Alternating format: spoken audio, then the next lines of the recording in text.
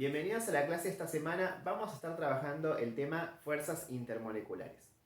Primero que nada, fuerza intermolecular hace referencia a una fuerza que se da entre las moléculas. Los análisis que estuvimos haciendo las semanas anteriores, principalmente en el tema de tabla periódica, uniones químicas, iónicas y covalentes y polaridad molecular, son análisis que se hacen hacia el interior de la molécula. Es decir, analizamos cómo construimos una molécula, cuál es la materia prima, es decir, cuáles son los elementos, y después analizamos las características químicas de la misma, es decir, si tiene polos o no, y cómo esto influye después a los sistemas que va a formar.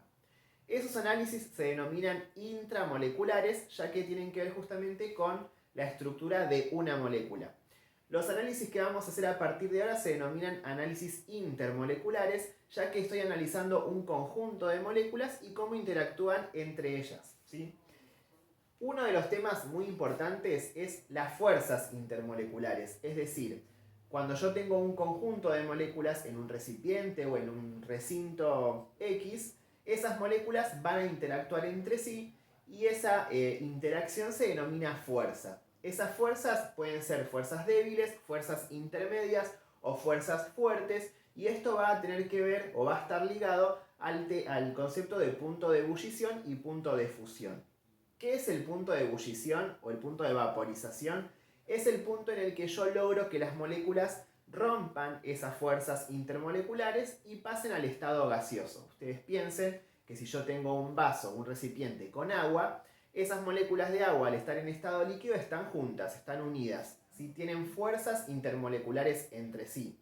Para lograr que el agua pase de ese estado líquido al estado gaseoso, yo necesito lograr que esas fuerzas se rompan, esas moléculas queden libres y puedan justamente presentarse en el estado gaseoso. Para vencer estas moléculas yo necesito una cierta energía, y acá viene el análisis que nosotros vamos a hacer. Dependiendo de qué fuerzas existan entre esas moléculas, yo voy a necesitar a veces más energía o a veces menos para que una sustancia o un sistema pase al estado gaseoso, ¿sí? Es decir, se vaporice. Esas fuerzas intermoleculares se pueden clasificar en tres grupos y son las fuerzas de London, las fuerzas de dipolo-dipolo y las fuerzas de puente hidrógeno, siendo las fuerzas de London las más débiles y las de puente hidrógeno las más intensas o las más fuertes. ¿Cómo determino yo qué tipo de fuerza tiene un sistema de moléculas? De la siguiente manera. Acá va a entrar en juego un concepto que estuvimos trabajando en las clases anteriores y es el concepto de polaridad molecular, ¿sí? En el caso de las fuerzas de London, ¿sí? Estas fuerzas van a aparecer siempre y cuando yo tenga moléculas que son todas no polares, ¿sí? Es decir, que en un sistema en donde ninguna de las moléculas tiene polos, en ese sistema va a haber fuerzas de London.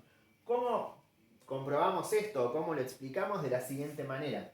Supongamos que yo tengo un recipiente en el que tengo moléculas de cloro gaseoso, ¿sí? Que es cloro 2. Si yo represento la estructura de Lewis de esa molécula, cloro con cloro obviamente va a ser una molécula no polar porque las fuerzas de electronegatividad son iguales. Y en esos casos decíamos, si los elementos son iguales y hay solamente dos, bueno, justamente estamos en presencia de una molécula no polar. Ahora, si todas, ¿sí?, las moléculas son no polares, lo que ocurre es que al no haber polos en las mismas, la fuerza de atracción que puede haber entre ellas es muy baja, ¿sí? La única fuerza de atracción que se va a dar es la atracción entre los núcleos de los elementos y los electrones que forman a cada uno de ellos. Como sabemos, los núcleos son positivos porque tienen protones y fuera de los núcleos hay electrones con carga negativa. Bueno, esa atracción entre la carga positiva y la carga negativa de los elementos va a generar, ¿sí?, una fuerza intermolecular, pero muy débil y muy fácil de vencer. ¿Qué quiere decir? Con muy poca energía yo puedo romper esos enlaces y esas moléculas van a pasar al estado gaseoso. Ahora, ¿qué ocurre si yo en mi sistema tengo moléculas polares? Pueden darse dos situaciones. Que el sistema esté formado por moléculas polares y no polares, es decir, una mezcla, o puede ser también que haya solamente moléculas polares. En este caso, lo que yo tengo que tener en cuenta es que al haber moléculas polares, ¿sí?, van a tener justamente polos, un polo positivo y un polo negativo.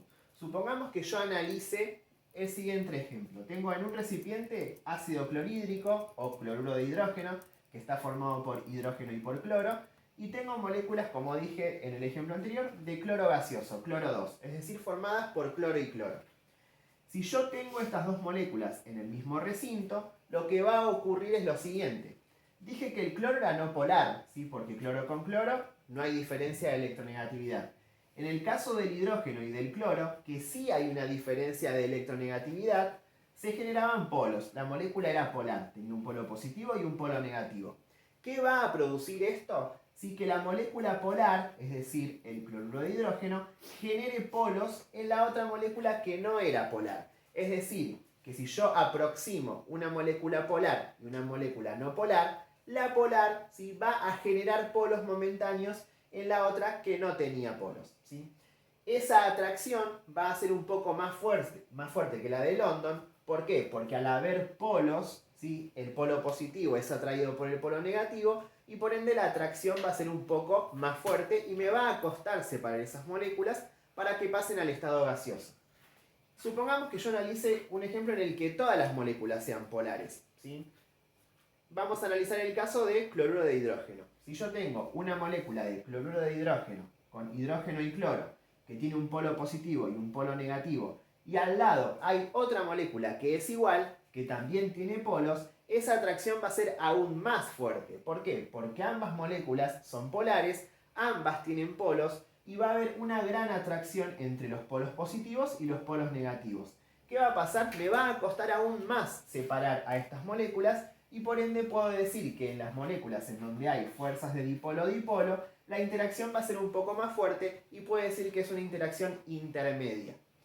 ¿Qué pasa en el caso de la fuerza de puente de hidrógeno? Esta es una fuerza muy particular y se va a dar solamente en dos casos, ¿sí?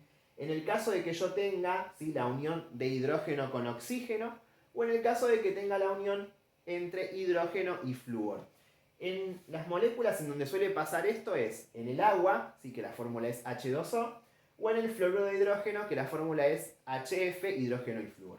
¿Qué es lo que pasa? Tanto el oxígeno como el flúor son elementos muy electronegativos, es decir, que tienen mucha capacidad para robar electrones. De esta forma, cuando, por ejemplo, dos moléculas de agua se aproximan, el oxígeno de una molécula no solo atrae a los electrones de sus hidrógenos, ¿sí?, de los que están en su molécula, sino que atrae también a los hidrógenos de la que está al lado. Esa atracción se genera no solamente entre este oxígeno y este hidrógeno, sino que el oxígeno de esta molécula de agua también atrae al hidrógeno de la otra. Entonces se forma lo que se denomina un puente. Ese puente es el famoso puente hidrógeno. También se puede dar cuando tengo hidrógeno y flúor. El flúor también es muy electronegativo, tiene fuerzas para robar electrones, ¿sí?, muy altas. Entonces, el flúor va a compartir electrones con el hidrógeno que tiene al lado, en su fórmula molecular, pero también va a intentar robar electrones de otros hidrógenos que también están cerca de él. Ese enlace, que también es un puente hidrógeno, es un enlace muy fuerte y va a ser muy difícil que yo pueda romper esos enlaces entre las moléculas y por ende me va a costar mucho, ¿sí?, hacer que ese sistema pase al estado gaseoso. De todas las interacciones es la más fuerte, ¿sí? Y esto, como dije antes, determina el tema de los puntos de ebullición. ¿Y qué quiere decir? Si en un sistema yo tengo solamente moléculas no polares, el punto de ebullición va a ser bajo. ¿Por qué? Porque va a ser fácil separar a esas moléculas. En el caso de que tenga moléculas polares o polares y no polares, es decir, una mezcla, me va a costar un poquito más, el punto de ebullición va a ser un poco más alto, porque justamente la interacción es un poquito más fuerte. Ahora, si yo tengo sistemas formados por moléculas que contienen hidrógeno y flúor o hidrógeno y oxígeno, se va a dar el puente hidrógeno y eso me va a determinar a mí que necesite mucha más energía para que este sistema pase al estado gaseoso. Es decir, que su punto de ebullición va a ser mucho más alto, ¿sí? Bien, vamos a aplicar esto ahora a un ejemplo, ¿sí?, a una actividad para que se den una idea de cómo ustedes van a tener que resolver para, digamos, aplicar estos conceptos, ¿sí? Yo voy a elegir un sistema cualquiera. Vamos a decir que en un recipiente yo tengo varias moléculas. Tengo bromuro de hidrógeno, tengo oxígeno gaseoso y tengo bromo gaseoso. Entonces acá lo primero que yo voy a tener que hacer es ver si estas moléculas son o no polares. Hidrógeno con bromo sabemos que es polar ¿Por qué? Porque son solamente dos elementos, son distintos y si buscan en la tabla periódica van a ver que la diferencia de electronegatividad supera el valor de 0,3, por ende puedo decir que esta molécula es polar. Ahora, estas dos son moléculas que están formadas por elementos iguales. Cuando esto ocurría decíamos, sí, ya de por sí, que esto era no polar. Entonces, fíjense, yo acá tengo un sistema formado por moléculas polares y moléculas no polares. Es decir, que es una mezcla de esta situación.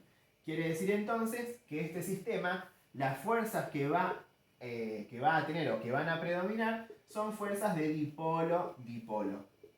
¿Por qué? Porque tengo una mezcla de moléculas polares y moléculas no polares. ¿Por qué no hay fuerzas de London? Y porque deberían ser todas no polares. ¿Por qué no hay puente hidrógeno? Y porque tendría que haber una unión entre oxígeno e hidrógeno o flúor e hidrógeno, ¿sí? Vamos a ver un ejemplo más. Supongamos que tengo otro sistema formado por ácido clorhídrico, agua y vamos a poner flúor gaseoso. Primero que nada ya sé que esta molécula es no polar, porque son dos elementos iguales unidos entre sí. El agua, si la analizamos, si hacemos la representación de Lewis, ¿sí? Sabemos que el agua se va a unir de esta forma, me van a sobrar electrones en el oxígeno del medio, entonces decíamos que era polar. Y esta molécula, que está formada por dos elementos, ¿sí? Sabemos que el cloro es más electronegativo que el hidrógeno, y si no lo busco en la tabla, por ende voy a saber que es polar. Ahora fíjense, tengo una mezcla de polares y no polares. A primera vista pareciera ser que es un sistema con fuerzas de dipolo-dipolo, como el anterior. Pero fíjense que tengo a la molécula de agua. Hay uniones entre oxígeno e hidrógeno y a pesar de haber fuerzas de dipolo-dipolo, la que prevalece o la que es más fuerte es la fuerza de puente hidrógeno. Entonces, una cuestión que tengo que tener en cuenta a la hora de reconocer cuál fuerza es la que predomina es cuál es la más fuerte. Es decir, si fueran todas no polares, listo, hay London. Si hay una mezcla de polares y no polares, ahí voy a tener que ver si hay alguna unión entre oxígeno e hidrógeno o flúor o hidrógeno. No va a ser dipolo-dipolo, sino que va a ser puente hidrógeno porque esa fuerza es un tanto más fuerte o más intensa, ¿sí? Esto es muy importante porque me va a permitir a mí tener alguna especie de, podríamos decir, de anticipo de qué tanta energía yo voy a necesitar en un sistema para que justamente pase de un estado al otro, del estado líquido al estado gaseoso. Vamos a detenernos por acá por ahora y vamos a hacer algunas actividades de práctica para ver si se entendió.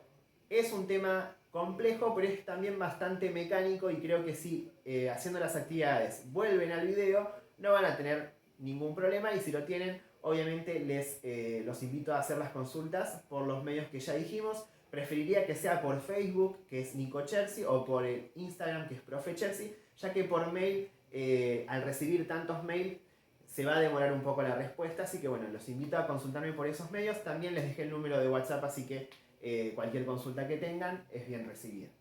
Nos vemos.